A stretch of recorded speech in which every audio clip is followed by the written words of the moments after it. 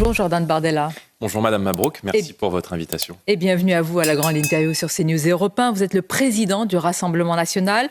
Alors que le Premier ministre a donc enclenché 2 49.3 dans la même journée hier, le Parti socialiste, Jordan Bardella, a donc décidé de ne pas voter la censure du gouvernement sur le budget, assurant ainsi la survie de François Bayrou. Et ce matin, votre parole est attendue, la vôtre évidemment et celle de Marine Le Pen. Vers quoi vous vous orientez ? Bon, d'abord, ce budget, c'est un budget qui est extrêmement mauvais. C'est un budget qui est mauvais pour la nation, pour le pouvoir d'achat de nos compatriotes et évidemment pour l'activité économique du pays. C'est un budget qui acte un déficit à 5,4% du PIB et qui maintient des prélèvements obligatoires parmi les plus élevés de l'ensemble des économies développées. Bon. Donc ce budget, nous l'avons combattu, nous sommes dans l'opposition et nous sommes par définition opposés au budget qui a été présenté par le gouvernement de François Bayrou. Maintenant, nous avons arraché des victoires qui sont incontestables depuis plusieurs semaines. Grâce au Rassemblement national, il n'y aura pas de déremboursement de médicaments. L'électricité, au 1er janvier, a baissé de 15% pour 24 millions de ménages en France. C'est grâce au Rassemblement national et les pensions de retraite ont été réindexées au 1er janvier. Nous ne sommes pas au pouvoir, nous sommes dans l'opposition et c'est la première fois que dans ce contexte un peu particulier que nous connaissons depuis l'été, notre mouvement réussit à obtenir des victoires extrêmement concrètes pour les Français. Victoires et concessions arrachées, dites-vous. Oui, c'est des concessions arrachées, même si évidemment nous sommes encore une fois très critiques de ce budget parce qu'il ne s'attaque pas au gaspillage d'argent public et alors qu'on demande toujours plus d'efforts à nos compatriotes, on ne fait pas les efforts nécessaires pour réduire la mauvaise dépense publique et réduire le déficit. Nous nous réunirons demain à l'occasion d'une réunion de groupe avec Marine Le Pen et l'ensemble de nos députés pour décider du vote du Rassemblement national sur la censure. Si on est tout à fait honnête, ce matin, mathématiquement, le gouvernement ne peut pas tomber dans tous les cas, puisque le Parti socialiste ne se joindra pas au vote de la censure. La question qu'il faut se poser au fond, c'est est-ce qu'au moment où nous nous parlons, dans la période actuelle, les Français tireraient bénéfice d'une nouvelle censure. Donc la question, Jordan Bardella, ce matin, vous la formulez ainsi, vous allez nous donner la réponse. Est-ce qu'il vaut mieux un mauvais budget que pas de budget du tout pour le pays ? C'est le dilemme devant lequel l'ensemble des partis politiques sont aujourd'hui confrontés. Est-ce qu'il vaut mieux un mauvais budget ou est-ce qu'il vaut mieux pas de budget du tout ? Et votre réponse ? Nous trancherons demain matin. Je crois, et c'est ma conviction, qu'il faut éviter l'incertitude, parce que je sais qu'il y a beaucoup de chefs d'entreprise, beaucoup de nos compatriotes, nos agriculteurs, qui, alors que l'année 2025 est engagée, sont extrêmement inquiets d'une instabilité qui pourrait s'installer dans la durée. Il faut bien que les Français qui nous regardent ce matin comprennent que c'est une équation impossible. On l'a compris, mais éviter l'incertitude, c'est-à-dire ne pas voter la censure pour vous. On en discutera encore une fois, la décision sera prise demain matin.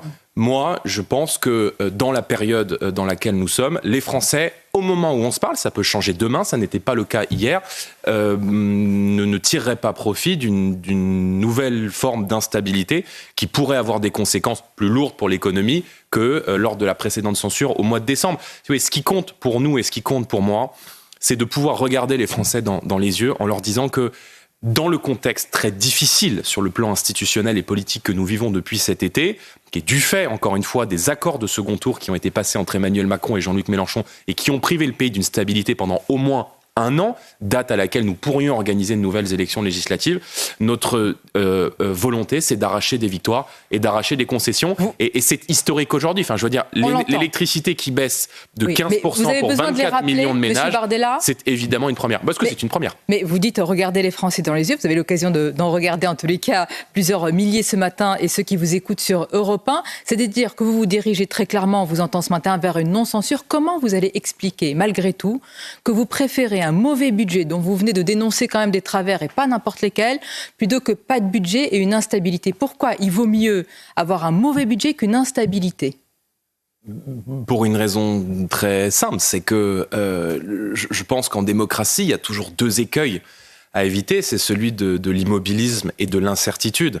Je veux dire, les choix qui ont été faits par Emmanuel Macron lors du second tour des élections législatives ont créé une forme de d'incertitude pour des millions de Français, que ce soit pour des chefs d'entreprise, que ce soit pour nos agriculteurs, que ce soit pour les Français qui peinent aujourd'hui à avoir une lisibilité sur l'action politique. Et il se trouve qu'il n'est pas possible d'organiser de nouvelles élections législatives avant cet été, et que si le gouvernement devait tomber, il peut tomber. Il peut tomber demain, il peut tomber après-demain, il peut tomber dans une semaine. Il y a peu de chance, sur un demain. autre sujet que le budget. Sujet. En tous les cas, mathématiquement, aujourd'hui, les socialistes ne se joignant pas à la motion de censure, le gouvernement ne peut pas tomber. Juste, il faut bien comprendre que vous avez la voté censure... la censure la fois dernière, provoquant l'incertitude, et cette fois-ci, vous ne voulez pas la voter pour les mêmes effets?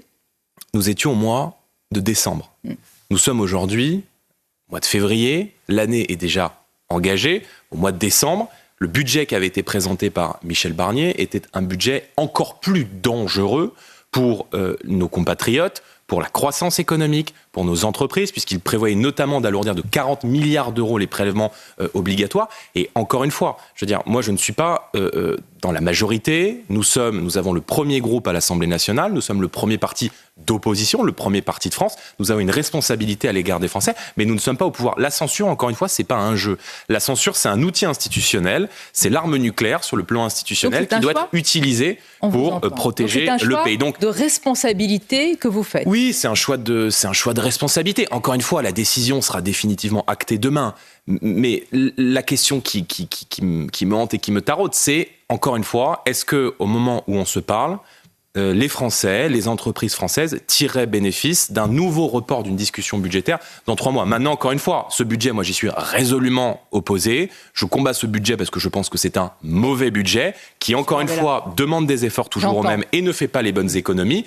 Maintenant, il faut un budget, il faut bien un budget. Mais expliquez-nous, est-ce que ce matin, votre choix donc, de non-censure, comme celui de Marine Le Pen, est un choix de responsabilité et de raison? Vous êtes un peu, si je peux reprendre cette comparaison, des parents responsables par rapport à certaines personnalités dans votre parti. Je pense à Jean-Philippe Tanguy, qui est quand même le monsieur budget, à Laurent Jacobelli, hier encore sur Europe 1, qui disent mais il faut aller vers cette censure. D'ailleurs, monsieur Tanguy a voté contre le texte en CMP. Oui, mais je veux dire...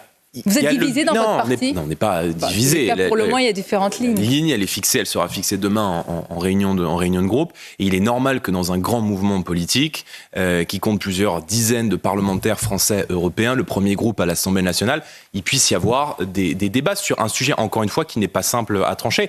Mais moi, je veux rendre hommage évidemment au travail de nos députés, notamment de Jean-Philippe Tanguy, qui n'ont pas compté leurs heures ces derniers jours, notamment devant la commission mixte paritaire, précisément pour défendre le pouvoir d'achat de nos compatriotes, pour défendre un système social qui soit un système social juste et pour aller faire la chasse aux mauvaises dépenses de l'État. Ce qui me gêne dans ce budget auquel je suis évidemment résolument opposé, parce que ce qui détermine en réalité le fait que vous soyez dans la majorité ou dans l'opposition dans la vie démocratique, c'est le vote ou non d'un budget qui traduit en réalité une politique. Bon, quand on demande des efforts toujours aux mêmes, mais qu'on ne fait pas d'économies sur l'immigration, sur la fraude, sur la dépense publique, sur les dizaines d'agences qui sont aujourd'hui subventionnées par l'État et qui représentent 70 à 80 milliards d'euros, dont l'utilité est parfois plus que discutable, quand on ne remet pas en cause la contribution de la France au budget de l'Union européenne, quand l'Allemagne et les Pays-Bas ont réussi à obtenir des rabais, les Français se disent c'est un peu toujours sur nous que les efforts pèsent. Maintenant, encore une fois, nous ne sommes pas au pouvoir, nous sommes dans l'opposition, nous préparons l'alternance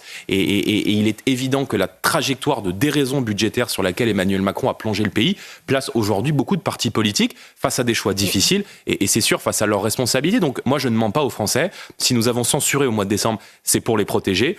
Est-ce que le débat se repose dans les mêmes termes 2 mois après, alors que l'année a commencé? C'est un débat qui n'est pas évident à trancher, mais il faut trancher, et je prends mes responsabilités. Tout à fait, vous dites premier opposant, mais la question se posera au sortir de cet épisode. Quoi qu'on pense de la France insoumise, eh bien le groupe apparaît comme cohérent et, j'allais dire, dans son opposition frontale et systématique en votant la censure. Ce ne sera pas votre cas. Est-ce qu'aujourd'hui, ne pas voter la censure et donc adouber le budget, c'est aussi finalement participer à sauver le soldat, M. Bayrou? Madame, je n'adoube pas, je n'adouberai pas le budget. Je suis opposé au budget. Je pense qu'il faut distinguer.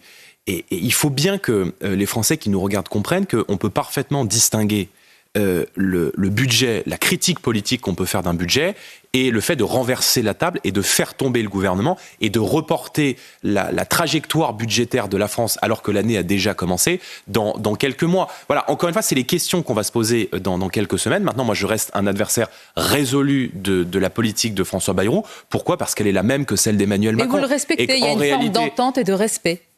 Je respecte la situation dans laquelle... Non, mais l'homme, on voit bien qu'il y a une différence avec M. Barnier. Je respecte... Pas Marine Le Pen, en l'occurrence. Je respecte tout le monde. Le sujet, c'est pas la personne ou le caractère de François Bayrou. Lui-même vous respecte. C'est la politique qu'il met en œuvre. Oui, mais... C'était important, Monsieur Bardella, lors de la dernière censure, c'était l'un des éléments qui a fait quand même plier le gouvernement. Vous estimiez, Marine Le Pen, qu'il y avait une forme de non-respect de la part du Premier ministre. Est-ce que vous vous rendez compte qu'on en est à se poser la question, ce matin, de est-ce qu'un Premier ministre qui est responsable devant le Parlement respecte un mouvement qui, en nombre de voix, est le parti politique pour lequel les Français ont le plus voté en 2024 ? Nous avons fait 32% aux élections européennes, 11 millions de voix lors des élections législatives. Nous représentons des millions de Français chaque jour davantage. Et on est à se dire, est-ce que c'est au fond normal ou pas normal qu'un chef de gouvernement respecte tout le monde ? Moi, je vais vous dire, et c'est ça ma grande différence avec la gauche et avec l'extrême gauche, c'est que moi, je respecte tout le monde. Je respecte tous les Français, y compris les Français qui n'ont pas mes idées. Et s'agissant de la France insoumise, ils n'ont pas la même vocation que nous. Moi, demain, j'ai vocation, peut-être, si les Français m'accordent leur confiance, à être à la tête d'un gouvernement. Nous avons vocation à arriver au pouvoir, à redresser le pays. La France insoumise, elle, veut dynamiter les institutions. Voilà. Ils sont contre tout par principe. C'est-à-dire qu'avant même qu'un gouvernement soit nommé, avant même d'entendre ce que quelqu'un a à dire, ils considèrent qu'il faut censurer les institutions. Et si ça ne marche pas sur le plan démocratique, il faut se donner rendez-vous dans la rue et organiser le troisième tour des élections dans la rue. Donc, encore une fois, ils veulent le désordre, je veux l'ordre. Et c'est ce qui fonde notre différend profond avec la gauche, avec M. Mélenchon et avec ses amis de la France insoumise. Vous parlez de respect, Jordan Bardella. Il y en a un, c'est un dirigeant qui ne respecte pas la France, ou en tous les cas ses décisions, c'est le président algérien. Il s'en prend aussi au Rassemblement national, à Marine Le Pen, qui suggérait, je le rappelle, de faire avec l'Algérie ce que Trump fait avec les migrants colombiens. Ce sont des analphabétises, dit-il. Il affirme qu'il y a aussi dans l'ADN du RN des restes de l'OAS. Et d'enchaîner avec cette question, Marine Le Pen veut-elle une nouvelle rafle du Veldiv ? Comment vous réagissez à de tels propos ? Bon, ça fait plusieurs années, voire plusieurs décennies que le régime algérien multiplie les injures et les provocations à l'égard de la France, régime qui, sur le plan intérieur, tire sa légitimité d'une rente mémorielle et d'une culpabilisation de la France, en essayant aussi, on le voit encore là au travers des déclarations irresponsables du président algérien, d'utiliser les passages les plus douloureux de l'histoire de France pour essayer de semer la division sur le plan intérieur. Ces propos, ils sont particulièrement graves, ils sont irresponsables, mais ils ne m'étonnent pas. Ça fait plusieurs décennies que l'Algérie refuse de coopérer avec la France. Il y a eu, entre 2019 et 2022, j'ai découvert ce chiffre assez effarant il y a quelques jours, 59 000 ressortissants algériens qui ont été placés sous OQTF, sous obligation de quitter le territoire français. Sur ces 59 000 ressortissants algériens en France, placés sous OQTF entre 2019 et 2022, il y en a seulement 2600 qui ont été effectivement récupérés par l'Algérie. L'Algérie refuse de récupérer ces ressortissants. Encore avant-hier, ce fut le cas d'un autre ressortissant. J'allais y venir, vous avez parfaitement raison de le mentionner, c'est factuel, refuse de coopérer avec la France, mettent enferme, je dirais, sous ses geôles des écrivains algériens comme des écrivains libres, comme des grands penseurs comme Boualem Sensal, écrivain franco-algérien. Donc, si demain nous sommes à la tête de l'État, nous ferons exactement ce qu'a fait Trump à l'égard de la Colombie, c'est-à-dire faire respecter l'intérêt national. Et je peux vous assurer que si l'Algérie continue à multiplier les provocations et que demain nous sommes à la tête de l'État, il n'y aura plus un seul visa pour des ressortissants algériens à partir du moment où l'Algérie refuse de récupérer plus un seul visa la politique du zéro visa algérien à partir du moment où l'Algérie refuse de récupérer ses ressortissants. Je mettrai fin à l'aide au développement et aux millions d'euros qui sont dûment collectés par le travail de nos compatriotes en France et qui servent à financer le régime algérien. Nous suspendrions les transferts de fonds privés. Je mettrai fin au scandale des visas pour soins, qui fait que 40% des Algériens qui demandent un visa sur le sol français sont des visas pour soins, c'est-à-dire des visas pour venir se faire soigner dans notre pays aux frais de la princesse. Nous empêcherions les dirigeants algériens de venir se faire soigner sur le sol français. Et croyez-moi qu'à partir du moment où nous ferions respecter les intérêts de la France, nous pourrions rebâtir demain une relation beaucoup plus saine, non pas, je ne mets pas dans le même sac le peuple algérien et le régime algérien, mais avec un régime algérien qui passe son temps à malmener sur le plan diplomatique et sur le plan de la morale notre pays. Trump, avec la Colombie, en quelques heures, par la menace de droits de douane sur les exportations colombiennes aux États-Unis a permis précisément à la Colombie de céder et de récupérer ces migrants illégaux. On entend votre fermeté ce matin sur CNews et Europe 1. Au passage, le dirigeant algérien vous surnomme le petit jeune du RN avec une pointe prononcée de mépris. Il s'en prend également nommément à un ministre quand même de la Nation, au ministre de l'Intérieur, Bruno Retailleau, qui est quasiment qualifié d'ennemi quand on lit cet entretien. Est-ce que vous apportez votre soutien au ministre de l'Intérieur ? Mais la question, c'est où est le président de la République ? Mais ma question, c'est est-ce que vous apportez votre soutien tout d'abord ? Bien sûr. C'est important quand un dirigeant étranger l'attaque. À partir du moment où un dirigeant étranger attaque un responsable politique français, quel qu'il soit, même s'il n'est pas de mon parti politique, par principe, je lui apporte mon soutien. Donc, non seulement je lui apporte mon soutien, mais j'apporte aussi mon soutien à Éric Ciotti, qui, lui aussi, l'ancien patron des Républicains, qui est aujourd'hui le patron de l'UDER, allié du Rassemblement national dans le cadre de la coalition électorale que nous formons, qui lui aussi, parce qu'il a eu, je dirais, le courage de dénoncer cette relation déséquilibrée avec l'Algérie, eh bien, subit les foudres du régime algérien et de la presse algérienne. Donc, on est face à un régime qui n'est pas un régime... Vous dites, où est le président de la République ? Mais où est le président de la République ? Vous pensez qu'il n'œuvre pas en coulisses quand même pour la libération d'un grand écrivain français francophone ? Il ne fait rien pour Boualem Sansal ? Je ne crois absolument pas. Et quand on voit que le président de la République s'était déplacé à Alger pendant sa campagne électorale en 2017, vous vous en souvenez, pour aller pleurer sur le lait renversé, expliquer que la colonisation avait été un crime contre l'humanité, désigner par définition comme des adversaires les dirigeants politiques français, le peuple français, les intérêts de la France, lorsque M. Darmanin, ministre de l'Intérieur à l'époque, va fleurir la tombe du FLN et des gens qui ont organisé des attentats terroristes contre les intérêts français, contre des ressortissants français, contre des policiers français, je ne vois pas comment est-ce que l'Algérie peut nous respecter. Donc nous avons donné à l'Algérie son indépendance, il faut maintenant que le régime algérien nous donne la nôtre, et si ça n'est pas le cas... Nous donne la nôtre. Vos mots sont forts. Nous n'avons pas notre indépendance par rapport au régime algérien. Le régime algérien... C'est quoi ? C'est une forme de repentance permanente ? Oui, on est otage d'une repentance, d'une rente mémorielle et d'une repentance permanente. Et pour construire sa légitimité, eh bien, le régime algérien se sent obligé d'injurier la France en permanence. Si demain nous sommes à la tête de l'État, eh bien, nous ne laisserions pas la France être injuriée et les Français être méprisés. Reconnaissez que M. Retailleau, auquel vous apportez votre soutien quand il est ciblé par le régime algérien, tient des propos tels que les vôtres. Est-ce que, d'ailleurs, plus largement, vous reconnaissez... C'est-à-dire ? Il fait quoi ? Eh ben, vous avez vu, c'est-à-dire, il fait quoi ? Quelles actions ? C'est-à-dire que M. Retailleau... Déjà, dire à l'Algérie ce qu'il pense, je trouve que c'est une différence avec le reste du gouvernement. Oui, mais si vous voulez, les Français, ils ne se payent pas de mots, ils veulent des actes. Il n'y en a aucun ? Une circulaire pour durcir l'immigration ? Pas du tout. Non, M. Retailleau, il a fait une circulaire pour que les régularisations ne se fassent plus au bout de 5 ans, mais au bout de 7 ans. Monsieur Bardella, rappelez-moi, c'est vous qui avez voté pour la loi immigration de M. Darmanin, considérée comme toute petite, et vous venez aujourd'hui dire que ce n'est pas suffisant, la loi qui avait été votée par M. Darmanin était plus dure. D'abord, moi, je suis dans l'opposition, et la loi qui avait été mise en œuvre à l'Assemblée nationale était peut-être même plus dure que la circulaire Valls, et nous l'avions soutenue. Non, la circulaire Retailleau va plus loin. Non, pas du tout. Je parlais de la loi immigration. Et d'ailleurs, je vais vous dire... Oui, la loi immigration, elle va plus loin. Oui, attendez. Mais vous me parlez de la loi immigration par rapport à la circulaire Valls. Et nous l'avions votée pour un certain nombre de raisons, et notamment pour des motifs qui ont été rejetés par le Conseil constitutionnel pour des cavaliers législatifs. Mais, je veux dire, ce qu'on attend d'un ministre de l'Intérieur, c'est pas qu'il décale de 5 ans à 7 ans la possibilité d'être régularisé, parce que ça, c'est un appel d'air. À partir du moment où vous offrez la possibilité à des étrangers qui viennent dans notre pays de manière illégale, c'est-à-dire en violant l'hospitalité du peuple français, en violant la loi française, en violant les frontières de notre pays, alors c'est un appel d'air considérable. Si demain... Monsieur Retailleau est responsable d'un appel d'air.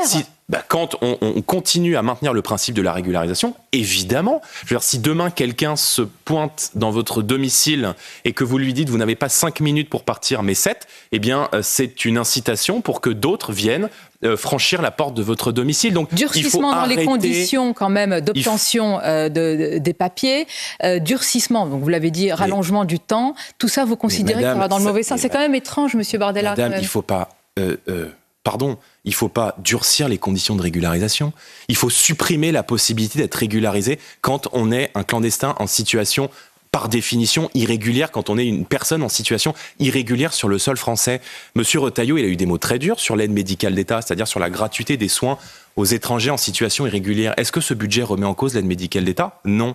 J'ai entendu monsieur Retailleau exprimer ses inquiétudes sur le port du voile pour les accompagnatrices scolaires. Est-ce que le port du voile pour les accompagnatrices scolaires est remise en question. La réponse est non. J'ai entendu M. Retailleau. Il n'a pas la majorité. Vous connaissez les entraves par rapport à certains juges, par rapport aux normes, par rapport à l'Union européenne. Vous ne lui reconnaissez rien, M. Retailleau ? Si, je lui reconnais la sincérité. Mais ça ne suffit pas. Politique. Voilà. Et donc, compte tenu de ce contexte, M. Retailleau, il est malheureusement condamné à être le ministre de la parole. Et donc, effectivement, la musique qu'il joue est très douce à mon oreille. Elle est très douce elle n'est pas seulement à votre oreilles des électeurs du Rassemblement national. Mais les électeurs du Rassemblement national, ils ont déjà entendu ça 25 fois. C'est-à-dire des gens qui viennent, issus de la droite dite républicaine, redire ce que dit le Front National, puis le Rassemblement national depuis 30 ans, et faire l'exact inverse. Et si M. Retailleau était cohérent, cohabitant avec des macronistes et des socialistes qui accusent tous les records en matière d'immigration, alors il démissionnerait. Et pourtant, M. Retailleau, il fait équipe avec M. Darmanin qui allait fleurir la tombe du FLN. Vous n'allez pas voter la censure, pourtant. Mais vous demandez à M. Retailleau de démissionner. Sur le budget. C'est pas parce que... Mais attendez, c'est pas parce qu'on ne vote pas la censure sur le budget qu'on ne pourrait pas la voter demain ou après-demain. Ce que je veux dire, et les Français qui nous écoutent ce matin voient bien que malgré les déclarations, il ne se passe rien et il ne se passera rien parce qu'il n'y a aucune légitimité pour agir sur ce sujet, que M. Retailleau est isolé au sein du gouvernement et qu'il n'a pas la majorité parlementaire. Je veux dire, pourquoi est-ce que les Républicains, lorsque nous avons proposé l'expulsion des délinquants et criminels étrangers à la fin de l'année 2024, ont voté contre ? Pourquoi est-ce que les soutiens de M. Retailleau, qui ont des mots très durs sur la politique migratoire, s'opposent à ce que nous expulsions les délinquants et criminels étrangers quand nous le proposons de manière systématique à l'Assemblée nationale ? Donc, il y a les paroles, il y a les actes. Il y a aussi des victoires. En tous les cas, la droite LR les voit ainsi. À Villeneuve-Saint-Georges, la mairie a échappé à l'insoumis Louis Boyard en faveur de la droite. D'ailleurs, vous aviez milité pour un barrage par rapport à Louis Boyard. Est-ce que c'est une victoire LR que vous saluez ? Non, c'est pas une victoire LR que je salue. C'est toujours très difficile de tirer des enseignements sur des partiels. En tout cas, il se trouve que on regarde la situation locale. C'est effectivement le candidat LR qui était face à Louis Boyard. Et moi, j'ai pris mes responsabilités là aussi en disant que je préférais voir tout autre profil élu à la tête de la municipalité de Villeneuve-Saint-Georges que Louis Boyard, qui, outre son passé de dealer, représente pour moi les pires outrances et les pires vulgarités de la vie politique, couplé à une idéologie que je juge extrêmement dangereuse pour la France, pour la République et pour ses valeurs. Donc je me réjouis effectivement que ce monsieur ait été défait dans les urnes dimanche dernier. On va bientôt conclure. Jordan Bardella, je voulais vous faire réagir au nini de Gabriel Attal. L'ancien Premier ministre qui dirige désormais le parti présidentiel s'est mis en scène dans plusieurs affiches. Il a changé d'avis. C'est-à-dire c'est-à-dire que M. Attal, qui a un petit peu disparu depuis l'été, souvenez-vous, avait appelé à voter contre les candidats du Rassemblement national pour les candidats de M. Mélenchon, allant jusqu'à déclarer chez vos confrères de France Inter qu'il fallait me faire barrage et faire barrage aux électeurs du Rassemblement national, quitte à utiliser des bulletins de vote de la France insoumise. Donc c'est bien beau de changer d'avis tous les 4 matins, mais je pense que les Français ne sont pas dupes, ouais. Il estime être libre, Gabriel Attal en tous les cas. Il a, semble-t-il, rompu avec Emmanuel Macron puisqu'il dit « Je me sens l'héritier de personne ». Je vous pose la question en montrant aussi le titre de votre livre que vous avez publié, qui est un véritable succès aux éditions Fayard. Ce que je cherche, est-ce que vous pourriez aussi dire que vous n'êtes plus l'héritier de quelqu'un, vous êtes l'héritier de personne aujourd'hui? Non, moi je n'oublie pas qui m'a fait roi, entre guillemets, et qui m'a donné l'opportunité de défendre les Français chaque jour dans mon combat politique. Je suis l'héritier de personne, mais j'ai une déférence et évidemment une dette certaine à l'égard de Marine Le Pen, pour qui j'ai beaucoup de respect. Et je pense que c'est important en politique de ne pas oublier d'où l'on vient et qui sont les gens qui vous ont accordé leur confiance, parce que faire confiance quand on fait de la politique, c'est pas évident. Une dernière question personnelle, quel que soit l'âge à laquelle on perd un parent, c'est toujours un deuil insurmontable et douloureux, d'autant que la sépulture de Jean-Marie Le Pen a été dégradée. Comment va Marine Le Pen à ce sujet et comment vous avez appréhendé cet épisode? Elle m'impressionne chaque jour par sa solidité. Elle est remontée à cheval dans ce qui est une étape très, très, très douloureuse, parce qu'au-delà des désaccords qu'il y a pu avoir avec Jean-Marie Le Pen sur le plan politique, et qui ont amené aussi à une rupture en 2015 comme ancien président du Front National, ça reste son père. Et c'est vrai que le moment que j'ai pu en partie, même si évidemment ça fait partie du deuil, de l'intimité, de la stricte intimité familiale, partager en partie à ses côtés est un moment qui est difficile. Et ce qui est d'autant plus difficile, c'est de voir la virulence de certains Et je n'ose pas imaginer ce que c'est que de perdre l'un de ses parents, de perdre son papa et de voir sa tombe souillée de cette manière quelques jours plus tard. Mais elle est solide et elle va bien. Merci Jordan Bardella. Merci à vous. C'était votre grande interview. Je vous dis à bientôt. Merci.